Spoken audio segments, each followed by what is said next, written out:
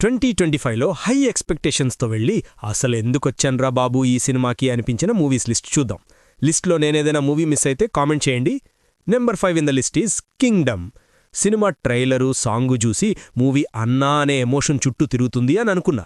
కానీ మూవీ చూశాక అసలు హీరో వాళ్ళ అన్నని కాపాడ్డానికి వెళ్ళాడా లేదా చంపేయడానికి వెళ్ళాడా అని అనిపించింది.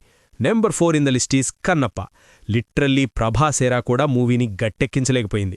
ఈ మూవీ కోసం ఎంత తక్కువ మాట్లాడుకుంటే అంత మంచిదిలేండి. Number 3 in the list is game changer. Ram Charan పర్ఫార్మెన్స్కి 100 out of 100 మార్క్స్ పడినా కూడా director outdated writing and taking వల్ల సినిమా అస్సాం ట్రైన్ ఎక్కేసింది. శంకర్ గారు అప్డేట్ అవ్వాలండి. కొత్త డైరెక్టర్లు డిఫరెంట్ స్క్రిప్ట్స్తో వచ్చి రికార్డ్స్ క్రియేట్ చేస్తున్నారు. మీరేమో ఇలా రాడ్స్ దింపుతున్నారు. Number 2 in the list is Laila. Vishwaksen గారు కెరియర్ స్టార్టింగ్లో పెద్ద హిట్స్ కొట్టకపోయినా డీసెంట్ అండ్ డిఫరెంట్ స్టోరీస్తో మంచి మూవీస్ ఇచ్చారు. కానీ ఈ మూవీలో మాత్రం స్టోరీ కానీ కామెడీ కానీ వర్స్ట్గా ఉంటాయి. ఒక ఫ్లాష్ మ్యాన్ జాగింగ్ సీన్ ఉంటుంది, అదైతే ఎపిక్ సీన్ ఇన్ TFI అనే చెప్పాలి. Number 1 in the list is Harihara Veeramallu. Krish గారు సగం తీస్తే జ్యోతి కృష్ణ గారు మిగతా తీశారు. అసలు కథ మొదలవ్వకుండానే ముగించేసినట్టుంటుంది మూవీ.